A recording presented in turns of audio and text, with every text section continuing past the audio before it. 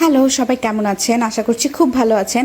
তো আজকে চলুন তিত্তার হেয়ার কাট ভিডিওটা সবার সাথে শেয়ার করি। অনেক দিন থেকেই ভাবছিলাম যে ওর হেয়ার কাটটা করবো, কিন্তু সময় পাচ্ছিলাম না। তো আজকে ভেবে নিয়েছিলাম যে আজকেই চলে যাই। তো চলুন কোথায় গিয়ে ওর হেয়ার কাট করে সবার সাথে শেয়ার করি। নামরেন্স প্লাজাতে একটা বেবি সেলুন আছে। আপনারা জানেন কিনা জানি না, এই ভিডিওটা দেখে আপনাদের হয়তো বা অনেক এটা জানতে পারবেন যে বেবিদের একটা সেলুন আছে নামরেন্স প্লাজাতে। এটাতে এত সুন্দর করে হেয়ার কাট কাটে, আপনারা তিত্থার পুরো ভিডিওটা দেখলেই বুঝতে পারবেন। তো এখানে দেখেন এরকম গাড়ির মধ্যে বসে থাকে বাচ্চারা, সামনে কার্টুন চলতে থাকে। তো হেয়ার কাট করার সময়ও বাচ্চা নড়াচড়া করে না, খুব সুন্দরভাবে কার্টুন দেখতে দেখতে ওরা হেয়ার কাটটা করে দেয়। আপনারা যারা জানেন না তারা অবশ্যই এই সেলুনটাতে আসতে পারবেন।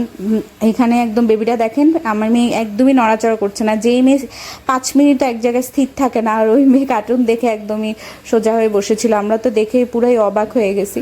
দেখেন ও কত শান্ত বাচ্চার মতো বসে একদম হেয়ার কাট করে নিচ্ছিল, আর উনিও অনেক কথা বলে বলে হেয়ার কাট করছিল। বাচ্চাদের তো উনি আসলে বুঝে যে কীভাবে হেয়ার কাটটা করা উচিত আর কি। আমার মেয়ে আবার খুব হাসতেছিল, এটা দেখে আমার আসলে ভালো লেগেছে। তো আপনারাও এখানে ট্রাই করতে পারেন। আসলে বাচ্চারা যেদিকে যত্ন পায় ওই দিকেই আসলে হেয়ার কাট করানো উচিত। উনি এত যত্ন নিয়ে কাটছিল, আর ও একদমই কান্নাকাটি করে না। এর আগে যতবারই হেয়ার কাট করেছে, ও তখন তো ছোট ছিল, তখন ও প্রচুর কান্নাকাটি করেছে। এদিকে দেখলাম মানে বসেছিল, তো একদমই কান্নাকাটি কোনো কিছুই করে নাই আর কি। আপনাদের কেমন লেগেছে তিত্তারি কাট আপনারা অবশ্যই কিন্তু আমার কমেন্ট সেকশনে জানাতে পারেন, তাহলে আমার খুব ভালো লাগবে।